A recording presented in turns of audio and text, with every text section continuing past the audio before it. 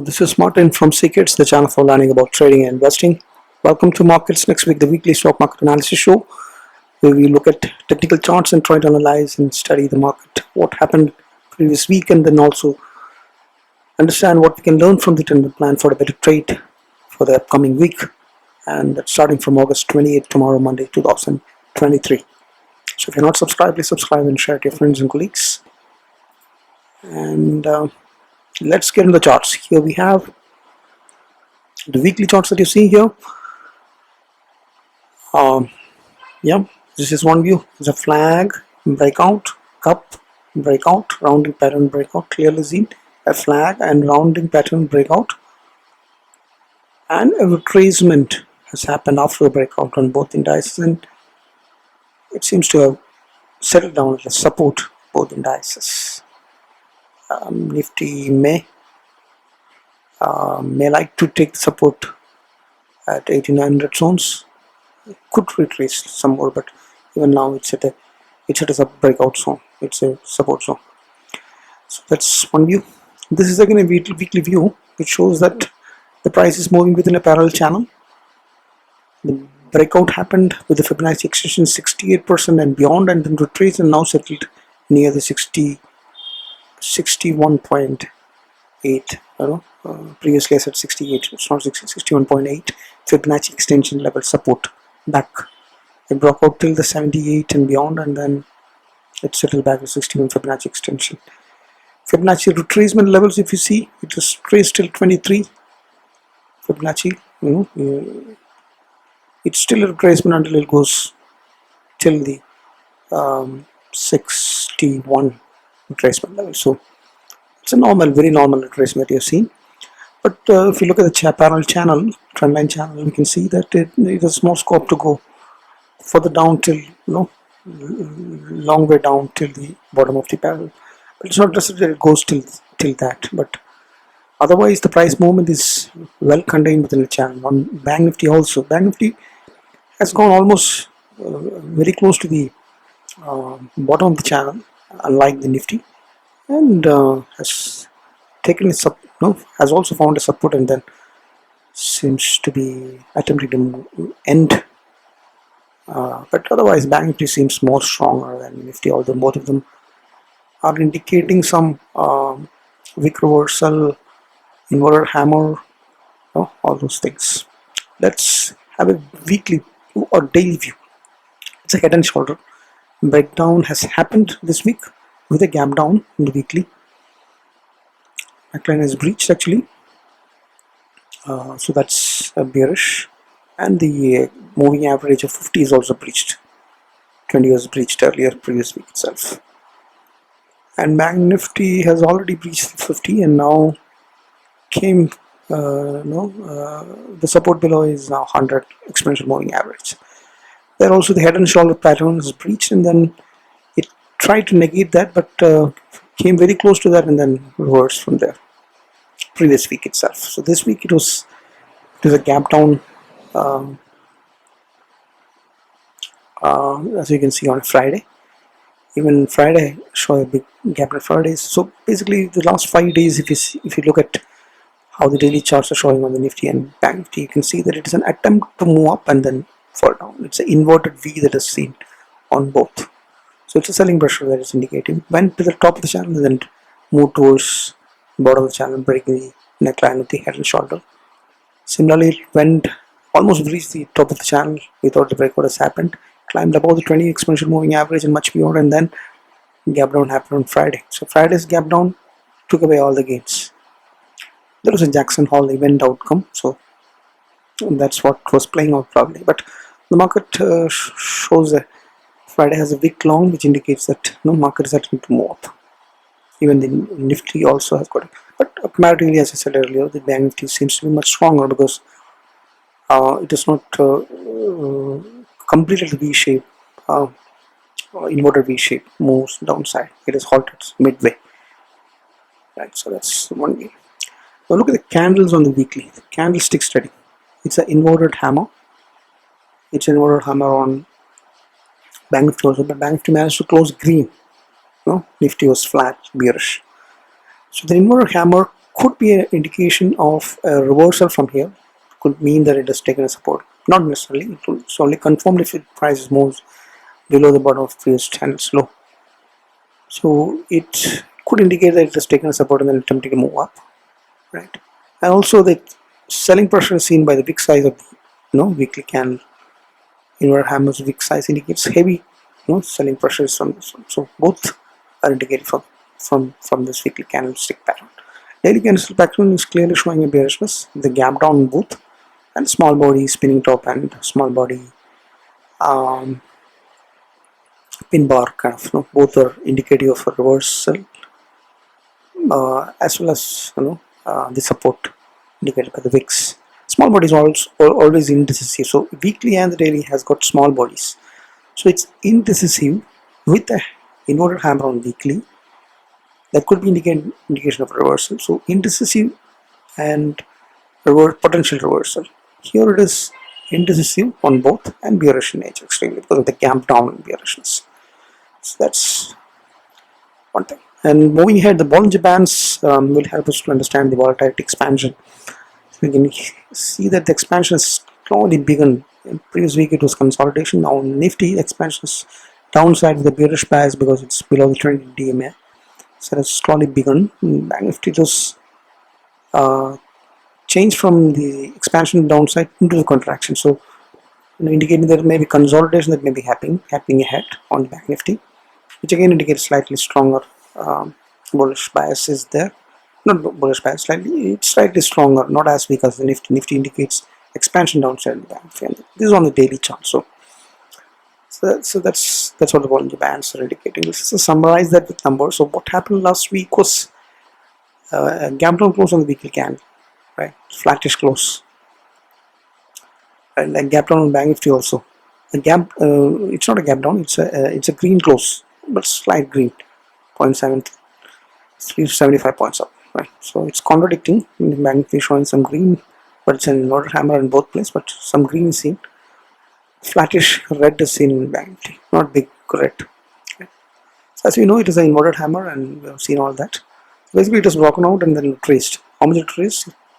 Not much. No, retracement is not big. 4 to 5% of retracement is all that has happened after 90 to 20% of upmove that has happened.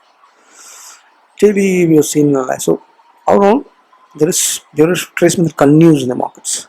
And there is high selling pressure, and there is a point where there's an inverted move that happened. It again indicates bearishness, selling pressure, and also it's at a support zone. So anything could happen now.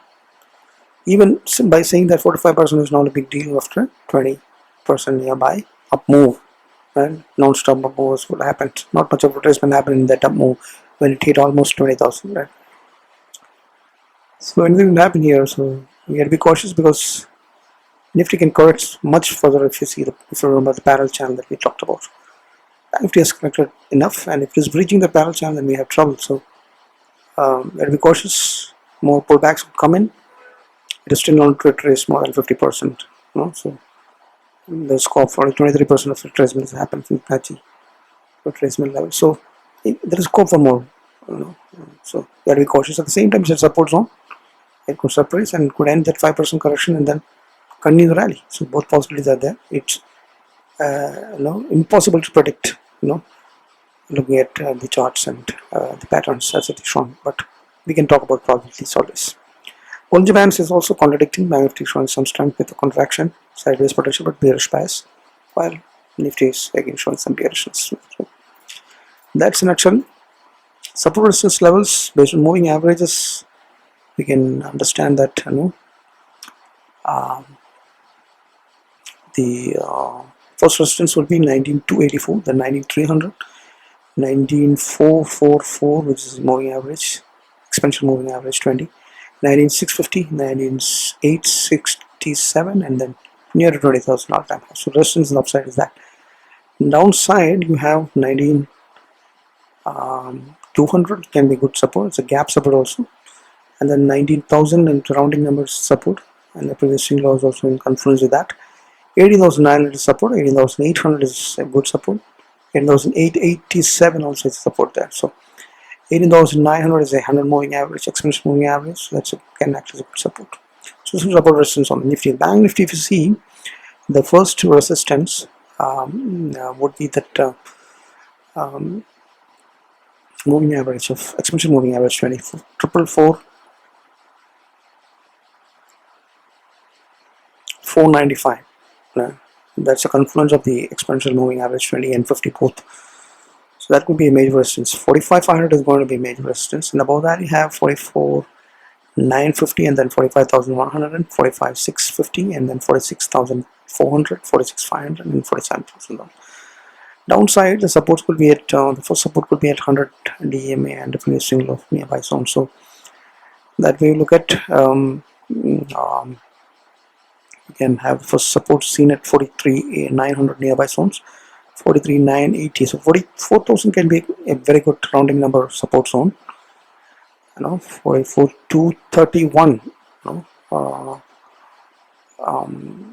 is where the market is closed. So 44,000 can be a good rounding number as support, and after that 100 exponential moving average and previous swing of 43,897, it's 43,900, and then 43,592, and 43,367, 43,000 rounding number, and 42,800. That's the support. So 42,800 is 2,200 exponential moving average supports.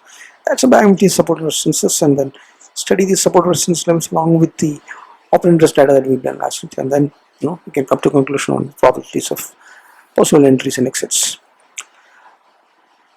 Yeah, momentum and trend indicators on the weekly and the daily time frames on both indices. ODS trading, left side are weekly, right side daily. So momentum basically maintains the bullishness in Nifty, but step to the sideways and rising up in Banknifty. Momentum is still at the sideways and then near to the 40 RSI support on both indices on the daily short-term time frame. So not bad. Overall sideways you can conclude. So sideways falling short-term Nifty, sideways falling short-term Bank Nifty, both sideways. Bullish falling, right, and sideways rising. So it's overall you can say medium term is more or less not that bad. Sideways. Trend indicator ADX is used for understanding the trend. ADX is again bearish, and it's falling. The bearishness is falling, so not much bearishness for indicates on the Nifty and the Bank Nifty on the short term, but in the medium term, right, it's bullish. It's meaning the bullish, but it's falling bullishness. So overall, trend is not that bad as we think, right? Short term, it's bearish, and momentum also is short term sideways. That's a nutshell of momentum and the trend analysis that we can see. Now moving ahead, we'll see what the India VIX, it's also a volatility, greed and fear indicator. India VIX is flat. Remember, we had a 20% up move in just 3 weeks, in previous 3 weeks. 20% up, spike up from 10 points historic lows to the 12 plus. Now it's settled at 12, so flat close, and it still remains a low volatility regime in India VIX. So, sentiments have spiked in the last retracement period, and it was a close just flat indices, right? So that's what the VIX is saying. So short build-up is what open interest of the Nifty and the Bank Nifty showing. Short build-up is bearish. Open interest for the August 18, it's not 18, August, it's 31st is where the expiry is. This options open interest is showing it's it's not bullish enough. It's actually bearish in Nifty. 0.66 PZR was put call ratio. 0.7 and Bank Nifty is showing some strength as compared to the Nifty. So that's open interest, and you can clearly see the resistances with the greens that is built up is all resistance. So the range is wide this week. Because option writers are seeing a very wide range. 19,000 to 90,500 is where the highest put and call writing is seen. 90,300 and 90,500 highest put and call writing. After that, the second level. Bank Nifty has a level again 1,000 points wide, 44,000 and 45,000 is where the highest put and call writing respectively. 42,000 and 46 is next levels. So overall, relatively wider range, 500 point range in Nifty and 1,000 point range in Bank Nifty is where the option writers are saying for the next week, and some monthly expense can be very volatile, so stay cautious. But overall, it's not bullish at all. Some strength seen in the Nifty as per the options and futures open interest data. Let's see.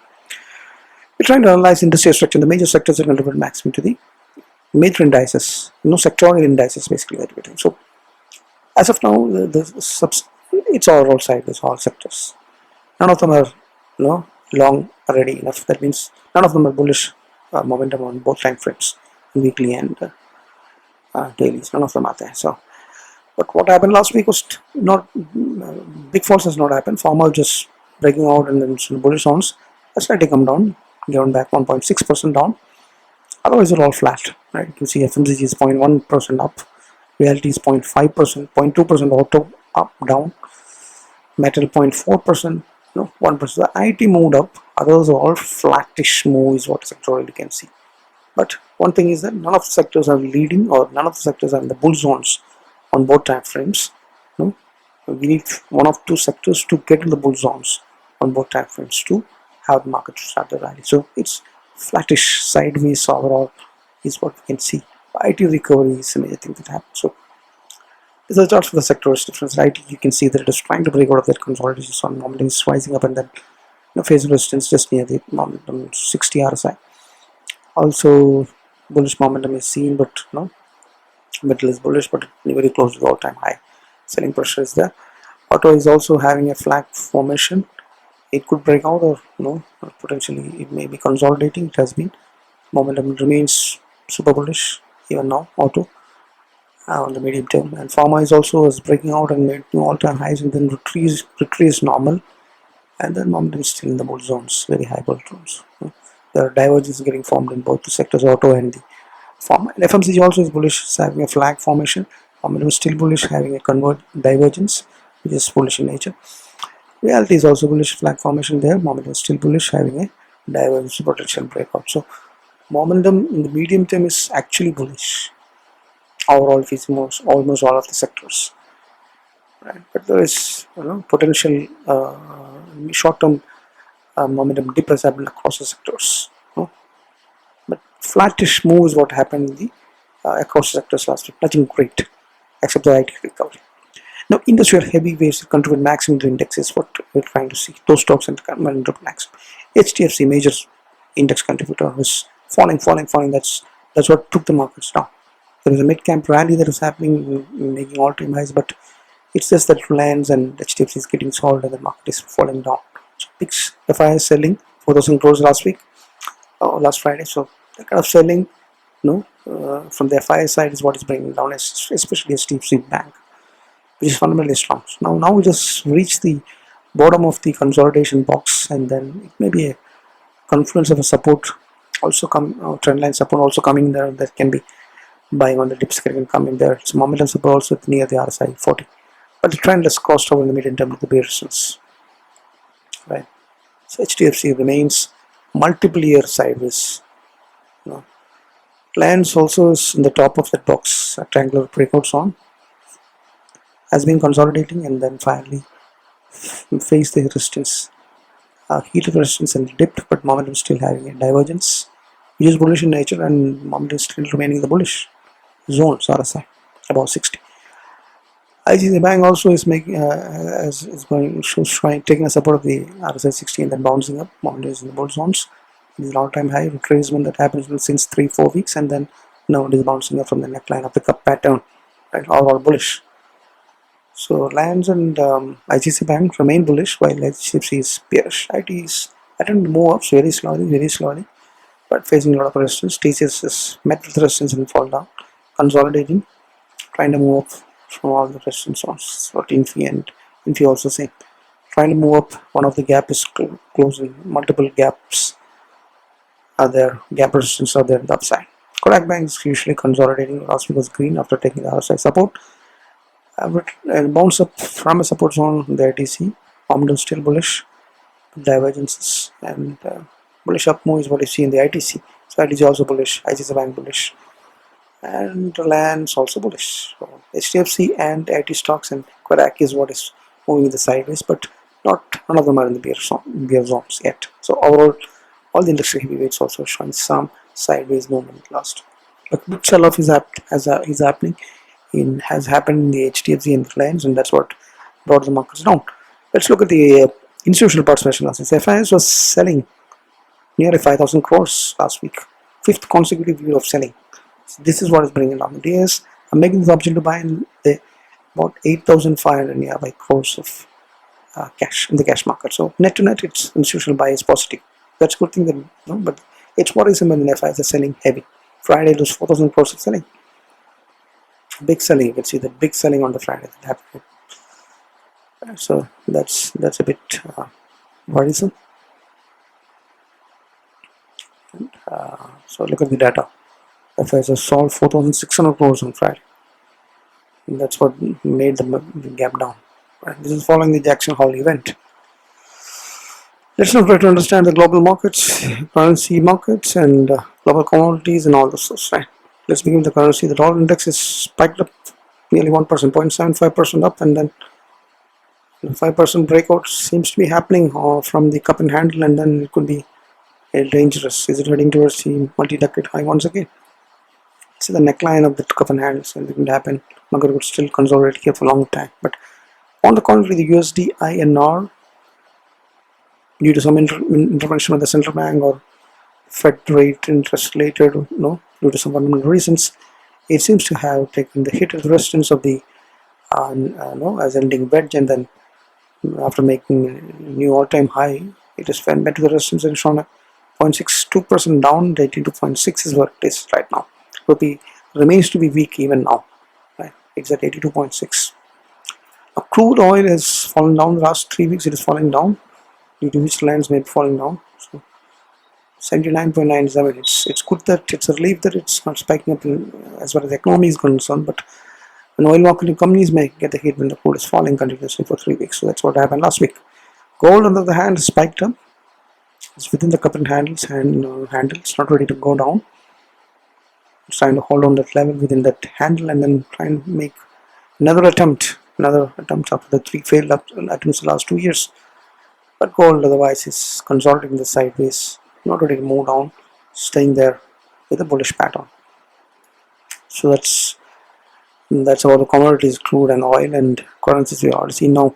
Global market, the US market index is what you study. The Dow Jones on the left, and right on top we have Nasdaq, and down we have S&P 500. You can clearly see it's a resistance hitting on the top of the descending wedge, and then this week also it's a red candle on the Dow Jones with momentum slipping into the sideways zones, and medium term trend has crossed over in the day and negative zones. But on the contrary, there's some green that's seen on this, and Nasdaq and S&P 500 on the medium term fire, and bottom seems to have slipped to the sideways momentum. The momentum is dipped, it's facing resistance heat, and it's a mixed bag, red and green, that you're seeing. 0.82% up on the case of S&P, 1.7% up in the case of Nasdaq, but Dow Jones is 0.45% down. So it's a mixed bag. Overall, face the resistance is what US markets doing. Now, 2 stock picks for the next week. One is Birla Soft. It's an IT sector. IT sector 1% move has happened sectorally, and you can see it's a rounding pattern. It's a descending wedge breakout that has happened. Huge volumes, big volume breakout, momentum rising up, bullish trend. Absolutely bullish move is happening. But if this 500 is taken off, 501, 502 is taken out, then we can clearly have a good position as well as swing trade that can take it to 600 or 573.8 at least. It's previous all-time high. So it's a rounding pattern, cup pattern breakout after following descending wedge breakout with huge volumes. Right, that's Birla Soft, IT sector.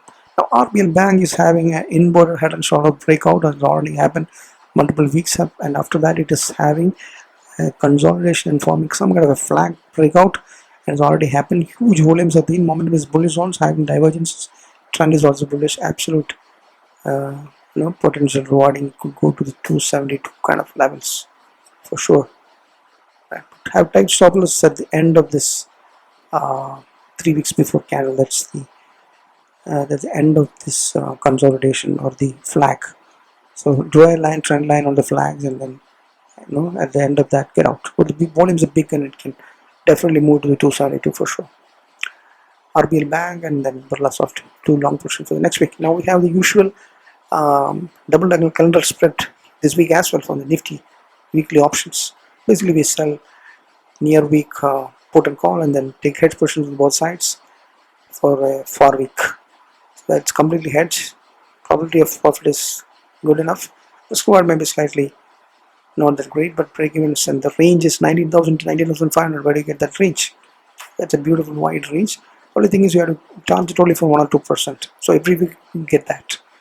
Right? Your risk is completely defined. You have very low margin requirements, hardly 50,000 or something. That may be required per lot. As per capital and risk appetite, we can have the portion size larger and then have consistent money.